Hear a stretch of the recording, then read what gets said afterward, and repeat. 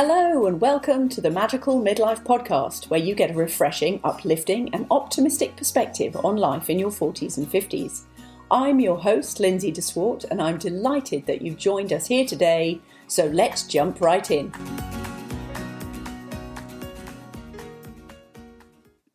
Well, hello, this is Lindsay and welcome back to the Magical Midlife. Thank you so much for being here on this episode with us. Today is an exciting day because this podcast is all about being in a sisterhood. And just recently, I've joined a sisterhood of other people who are creating podcasts. And it has been the most fantastic, supportive group of people who are doing this, this thing called podcasting. And so one of the lovely ladies or sisters that I've met in this is Lesley McShane. And Lesley actually also has a midlife podcast. So I'm going to ask her all about that. But so today I have got Lesley with me and she's going to tell us all about her journey to her magical midlife. So hello, Lesley, and welcome. Hey there. How are you today? I'm so excited to be here. Oh, it's so fun. We've had some lovely, lovely chats.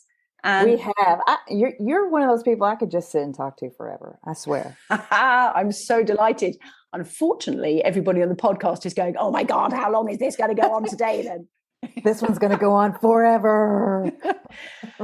So I'm really excited to hear, because obviously I've heard some of your stories, but I can't wait for you to share them because you are the perfect example of what I believe is to be this magical midlife experience. Oh, you're sweet. You're sweet. I'm still trying to figure it out, actually. I know, but that's part of the experience. Yeah, exactly. I love talking to other women to find out what their experience is, to compare mine to, and not compare, but, exchange notes and see where I fit into this new phase. Lovely. Okay, so we're going to hear more about that. So let me start by asking you, tell us a little bit about who you are, where you are, and that sort of thing, your place in the world right now. I am Lesley McShane. I am in Louisville, Kentucky, of all places. I was born in Kentucky. I'm a Kentucky girl. Love the Midwest, love the bluegrass. I grew up, and the thing I wanted to do forever was to be a creative. I grew up, I wanted to direct movies. I wanted to write movies, all that kind of stuff. I felt like I had a voice. And as I grew up, real life comes in. Couldn't afford to go to a big film school. So I chose to, I had to stay here in Kentucky, and I chose educational television. And I went into educational television here. And I learned that I really loved not only using my creativity, but teaching people something. If somebody watched something that I had worked on, that they learned something or that they got something out of it, they weren't just entertained.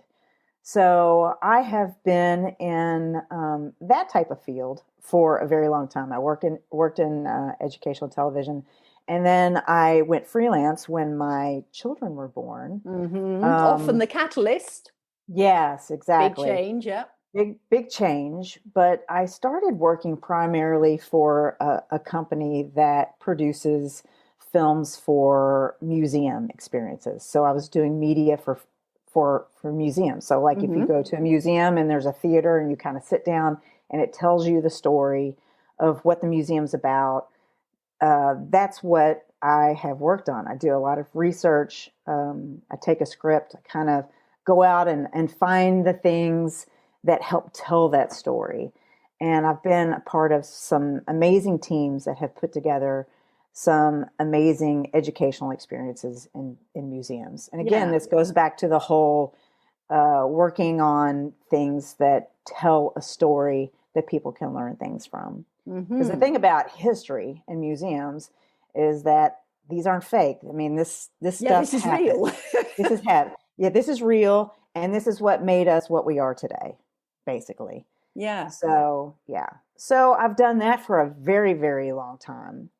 And because I've worked on those types of things for a long time. I kind of, I'm raising my kids, and both my kids, are in sport and played collegiate sports. And so there was a lot of travel, and Mm-hmm. there's work and marriage and all that. I kind of had started ignoring my own creative call, because even though you're a creative, and I've been a creative, I've been telling somebody else's story for a very long time. Yeah. So right before the pandemic, I kind of, it builds and it builds.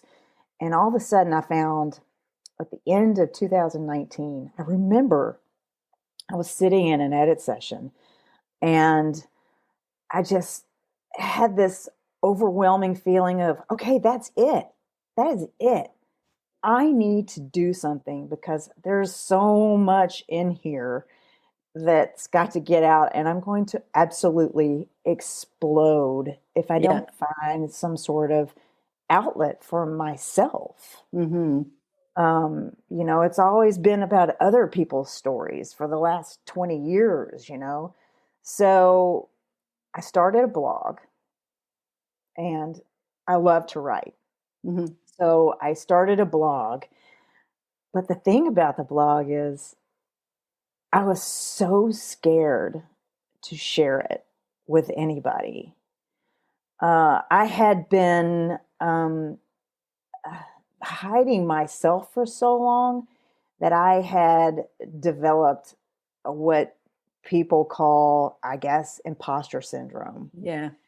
And I had never heard that before. And I happened to be listening to some podcast one day about this really substantial woman in this country.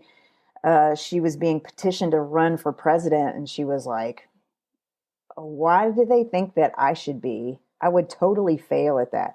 And she was talking about this thing called imposter syndrome. And I was like, holy, that's me. That is me. That is totally me. Yeah. I think I even started crying listening to this podcast, and I don't So cry. that's hit a note. Oh, it totally just smacked me across the face. So I'm writing this blog for like 4 months. I mean, even the first day that I published, I was like, my heart was racing, and I was just like, what if somebody finds this? Oh, what am I now, what do? did you think would happen? Because that's the funniest thing for anybody who's ever shared any of their creative endeavors. That's the craziness about it all, is what do you think would happen if somebody actually saw it? Because the idea is you want someone to see it, don't you? Yeah, that's the strange dichotomy of the whole thing. It really is. You want to put it out there, but then you don't want anybody to see it. That doesn't make any sense at all, does it? Yeah. But when you're sharing in that kind of a way, and on podcasts as well, you show parts of yourself that maybe you wouldn't normally show, or say things that you normally wouldn't say. You're probably more authentic and showing a part of yourself that's weak. And you don't, and you never want, you don't want people to think that, you're fake, or that, well, I thought she had it all together, but obviously she doesn't. I mean, obviously she's human. Oh my goodness, how could she? We're all straddled with wanting to be perfect all the time. I mean, we see people on social media, in their social media, and they're perfect. So if we show that we're not perfect, then, that's a real barrier for us. But, or you're afraid of what people are gonna think of you, or you're afraid of being rejected, or, that sort of, there are many, many, many things that go into that. Oh, it comes in many different flavors, doesn't it? The whole not wanting to be seen, not wanting to be heard, not wanting to be noticed. Yeah. But knowing that actually, if you're never seen, heard, and noticed, that's the most shutting down situation you could possibly live in. Exactly. I mean, we were talking the other day about being a victim status. Yeah. If you succumb to imposter syndrome for long periods of time, I mean, you're backed into a corner of having no choice. If you're a victim and you take on the role of being a victim, how are you ever going to get out of that? Yeah, it's true. Yeah. So tell us the story. So what happened with your blog, and what's your blog called, by the way? Well, this is the thing. If you want anyone to see it, you got to share the name. Yeah, exactly. Well, spill the beans. I started writing it. I mean, it took me like 5 months. I finally told my husband, and then I kind of, started sharing it with friends. You do a little Instagram first, and then you go on Facebook. You kind of have a little piece by piece by piece. Mm-hmm. But when I started sharing it with my husband, we started this thing where we would sit out back, and I would post every Friday, and we would sit and I would read it to him before I published it, just to kind of, so he could make some little comments or, yeah, that's cool. Or that's so brave. Oh, well, I trust him. He's my team. So, I trust him. So we started doing that on Friday. And then after, he gave it the approval or whatever, not really, but after I read it to him and we're good to go, then I would hit publish. So I did that for a year. And then all of a sudden I'm kind of like, why don't I start recording these as a podcast, our little sessions on the back deck. And we started calling it the Friday Night Beer Blog, because we're usually drinking a beer. We're sitting out back, reading the podcast. My husband can be really funny or not, usually really funny. Depending on what he says. Yeah, depending on if it's a 2-beer night or a 3-beer night. Oh, okay, yeah. And so then we started putting out the Friday Night Beer Blog. So that is what it has become over time. That's cool. And that's my second podcast, because one, the New Old You that I do is not enough. I had to do 2. Wow, that's courage, because that's a lot of work. And from working on other people's projects to now putting out your own projects, you're like fire hose putting out your own, putting out to the public your own projects. Yeah. Well, like we talked about the other day, and we were talking about how people have used the pandemic time. Yeah. Either they've used it or they haven't. And like I said, this whole blog thing started right before the pandemic. So when the pandemic hit, I'm freelance. So there wasn't a ton of work coming to me, and I could have either really started to wallow in that, or I could have used that time. And for me, it was a time of creative explosion. I mean, it was kind of like, I finally have all this time. I'm going to do this. I'm going to do this and this and this and this. So I wrote 2 scripts. I wrote an autobiography last year. Yeah. I started, the blog, and which led to 2 podcasts. And like I said, it was just an explosion of these things that I was doing for myself. So I love the way that you've put that, because as you say, we talked about, how people dealt with the pandemic, and some people did something with it, and some people chose just to get deeper into whatever wasn't happening, and they chose to focus on that. Now, it's going to take a certain type of person to choose which route they go on. And you've clearly chosen the route of, I'm going to make the best of this time and do these things that I haven't been able to do. So you've done the work things and you've done the creative things. What else did you do for you to get you back? Any sports or anything that you got back into? Thank you. I was going to say, where are you leaving? Oh, okay. See, I know where you're going now. All right. Well, I am an athletic person. I've already mentioned that both my kids were collegiate athletes, and I think a lot of that comes from the fact that both my husband and I are athletes. I This is so funny because when I was in high school, I was less than an athlete. I tried to play a lot of sports. I was one of those people that I tried to play a lot of sports. I was an ugly runner. I was terrible. I was sixth man on the basketball team. I played some tennis. I guess you could say I played tennis. I hit the ball around. Do you know, this That is so sort fun. of, I'm exactly the same. it was kind of like, but the thing is, I wasn't afraid to try because Yeah. I loved being active Yeah. and that sort of thing. So when my husband and I started dating, he was racing bicycles. Mm. And I thought that was the coolest thing. It was the coolest thing. So, of course, then I had to do it. Yeah, of Yeah, course.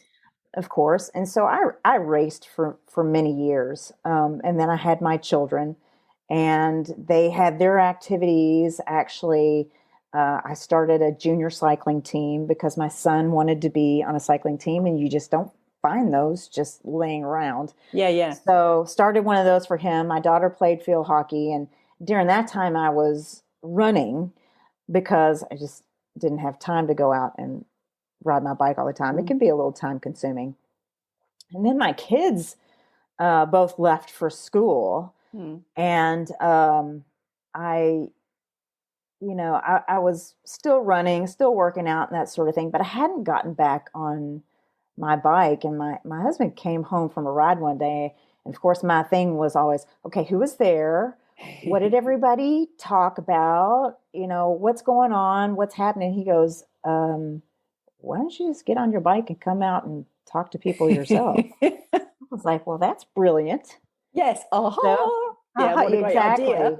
exactly. So I got back on my bike, and now it's not only something where I get to go see my friends, but I get to spend time with my husband. And, after the kids left, you have to find that connection because the kids were your connection. And now I have that connection back with my husband, and it's just been a lot of fun. That's so cool. And so are you racing again yet? Oh, no, no, no. I don't do that. I Oh, don't no, no, do no, that. no, no. No, no, no. Racing entails training. And Yes. I just like to ride. That plus the fact that I crashed enough during my days of racing, and yeah, I got to go to work on Monday. I don't have time to recover from crashing anymore. Yeah. Oh my goodness. I just, it's so funny that you say that. So when my oldest son went to university, he started rowing, and Hmm. he'd never been sporty at all. And it was all I could do to try and get him to do some sort of physical activity through school. Anyway, he started rowing, which is like up at 4 a.m. in the morning, training every day. He couldn't keep Yeah. the weight on because he was training so hard. And I thought, well, actually, I used to row at university. There's no rowing clubs around here, but maybe I could just use the gym rowing thing. So then I did. And then I thought, well, maybe I should get back into like a race, something competitive. So I entered into an indoor rowing championship Hmm. for the first time since university. So I think that's what, a 30-year break. And I Yeah. went along to this event and I felt like Grandmother Hubbard.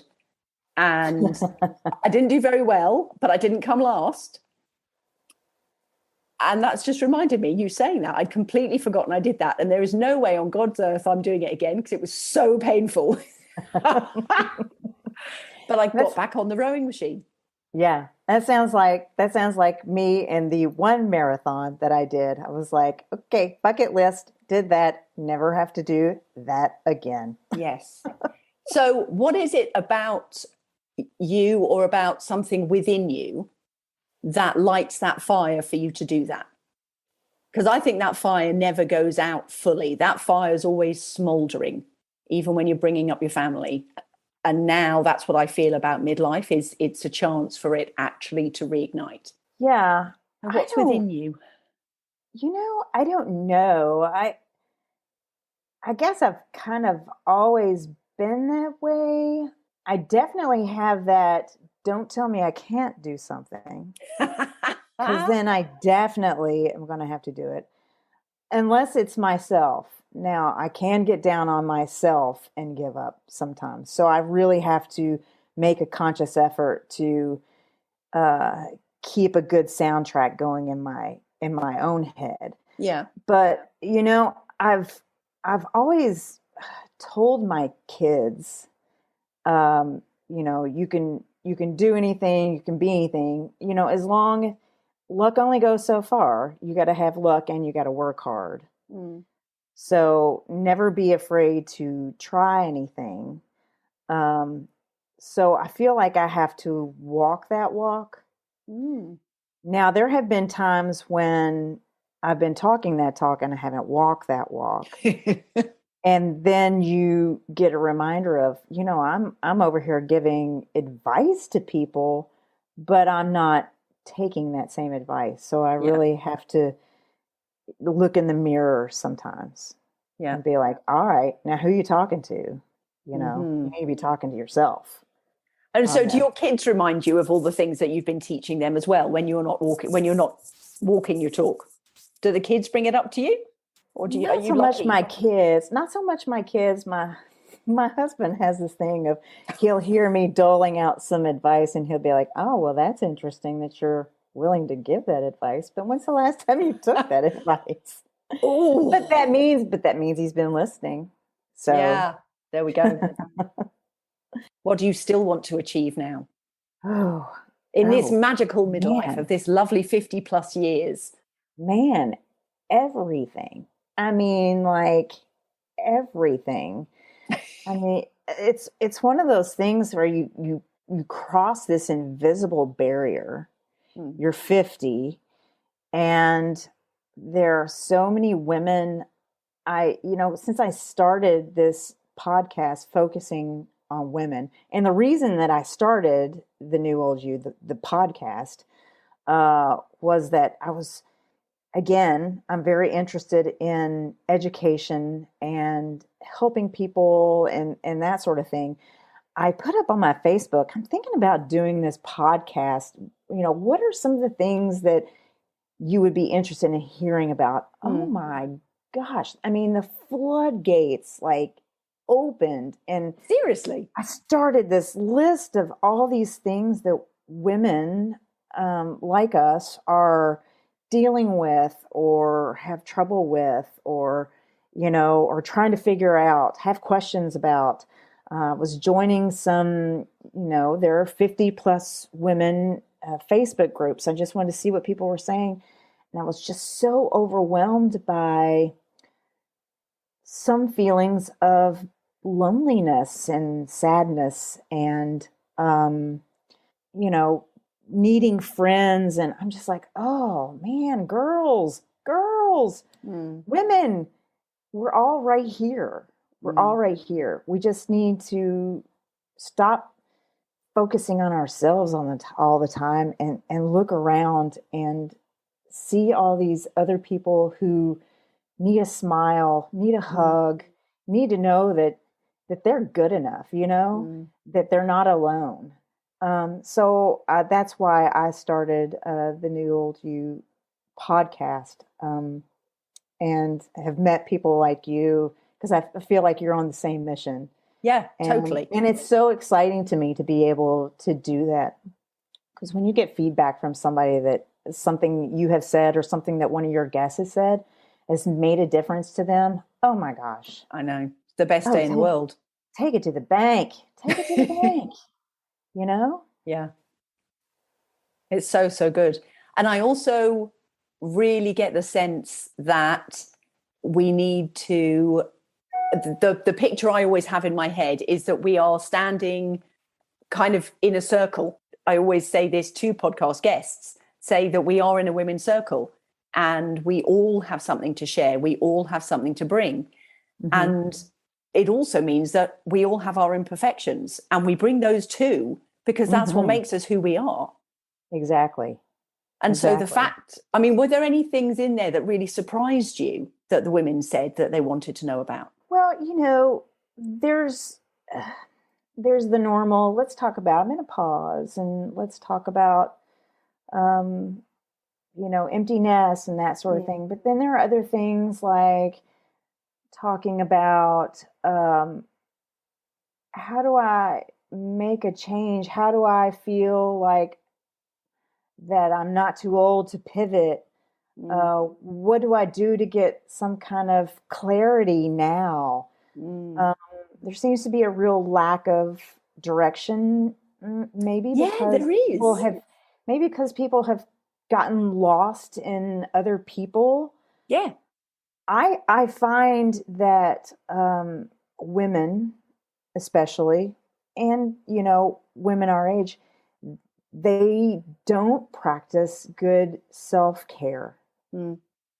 And self-care comes in, a lot of different forms. It Mm. comes in taking care of yourself.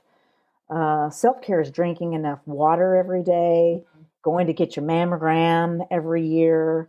But it's also things like taking time out for yourself, saying no if you need to say no Oh, to a absolutely. request. Yeah.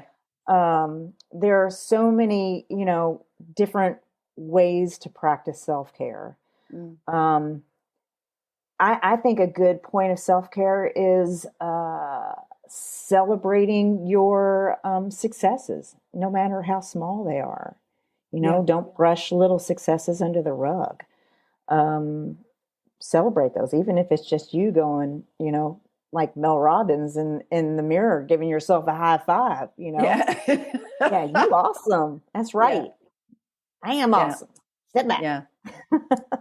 Yeah. It's acknowledging actually what you've achieved.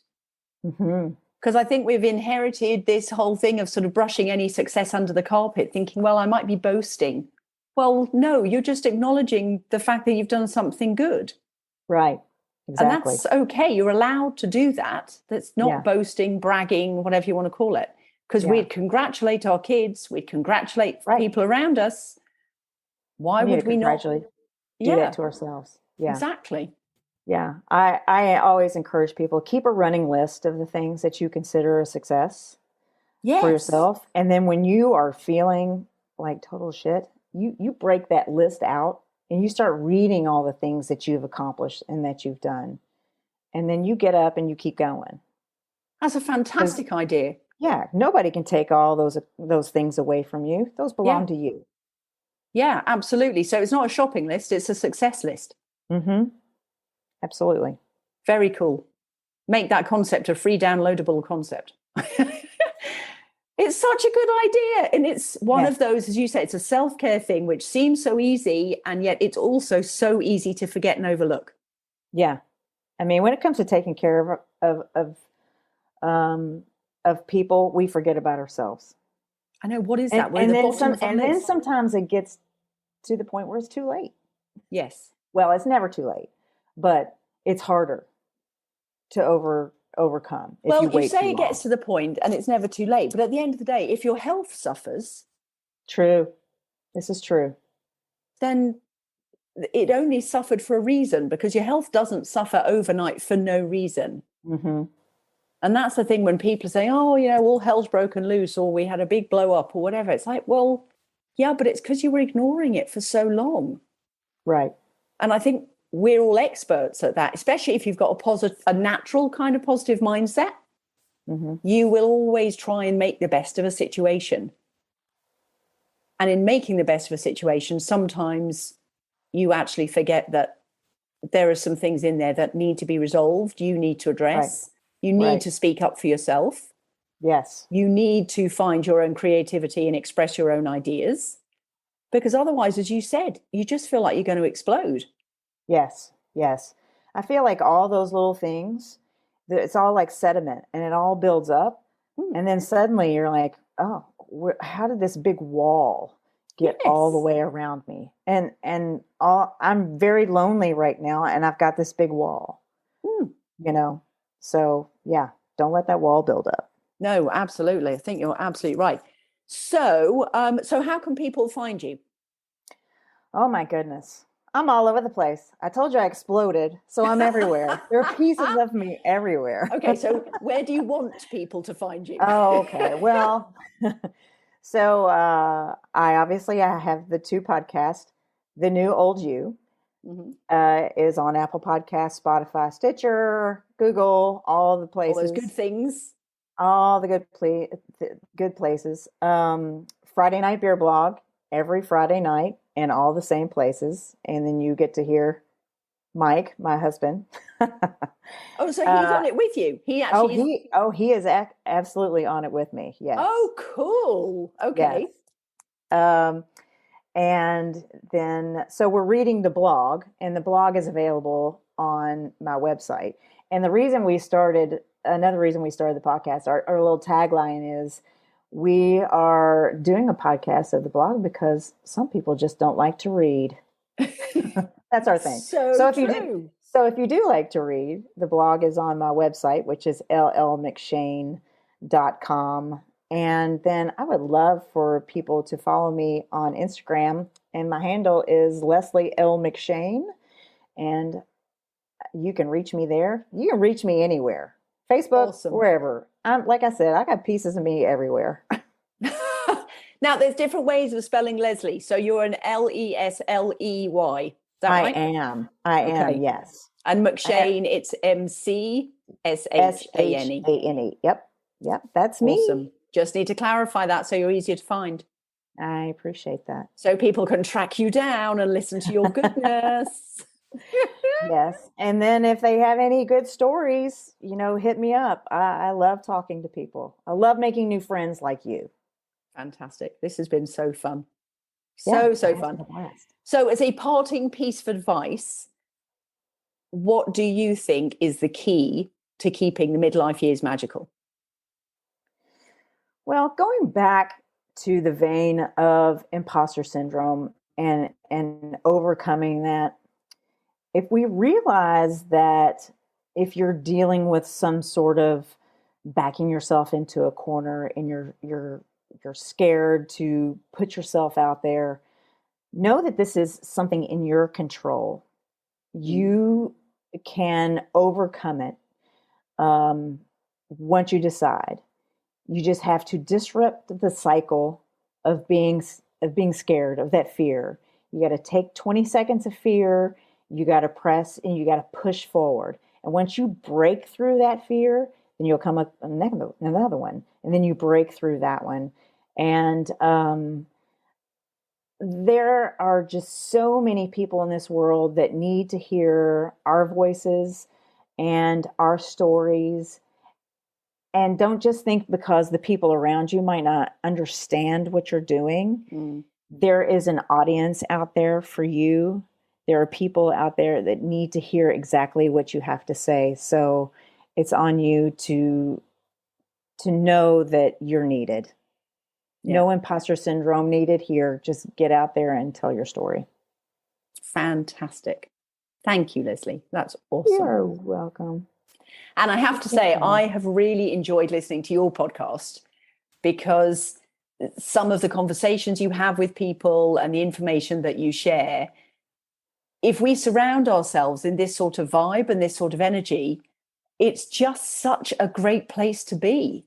If every journey you go on in the car, you listen to something that promotes being 50 plus, or, for me, it's 40s and 50s, but being in these midlife years, if you're listening to all the good stuff about that and you're just picking up tips and tricks and advice the whole time, you're just in such a better place. Yeah. I think it's just that knowledge that you're not alone. Yeah. That you're not on an island by yourself. You're absolutely. We're all going through the same thing. Yeah. The good, the bad, the ugly. Yeah, absolutely. Now, do you have a Facebook group, Lesley, for people to join? I'm a big Instagram person. Okay, so Instagram's a better place to have a conversation. Yeah, that's definitely the better place to have a conversation with me at this point, especially, right? Because you want to have conversations. We don't need to feel lonely. We don't need to feel shut off, because absolutely, I felt it too. Mm-hmm. And then connecting with people like you, like-minded people, has given me, and I see myself as positive and optimistic anyway, but has given me such a boost just in my happiness level, my general state of being, my enthusiasm, because we're talking the same language. We're there for each other. Sure. Yeah, And absolutely. I would love, dearly love, for more women to be able to join into this. So, if you like my podcast, that's cool, but you'll love Lesley's podcast. So please find one or both that suits you, and just come and join us in this. That I really feel with the midlife years, there's no pathway. We've had school, university, work life, being a mum. That was a kind of a carved out pathway for us. We all knew the direction we should take. Mm-hmm. And now we get to midlife and they're like, oh, there's nothing. Where do I go? Where's the path? The path is anywhere you want it to go. And that's the joy of it, isn't it? Yes. But that's also the overwhelm of it. Yes, exactly. Exactly. You have to really dig deep and figure out where you want to go. Yeah. And then head down that road. Absolutely. And if it's not the right one, go down another road. Take a left turn, take a right turn. Right. That's but right. know that you have people like Lesley and me here completely to support you in this journey. Absolutely. And we're not experts. Oh, God, no. But we're working on this. And so I always feel like where I am in the journey, if I can reach back and grab somebody's hand and pull them along, I am all about that. Yeah, because you know what? There'll be times when they'll pull you back too. Yeah. Gosh, they'll pull you along. Gosh, I hope so. Yeah, and that's what this is about. Mm-hmm. Absolutely. Righty ho. So I'm not going to take up any more of your time. I think we've inspired the world, and that feels good. How does it feel to you?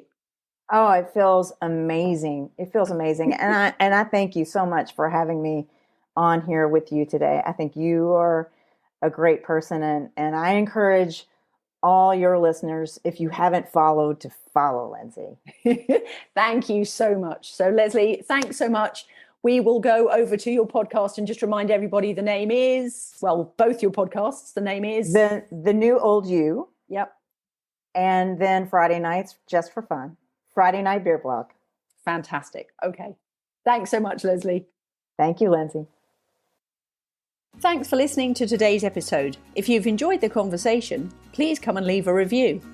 If you go to the Apple Podcasts app and scroll down to the bottom of the podcast page, and then you'll find the ratings and review section. Please invite your friends to come and listen by sharing the link.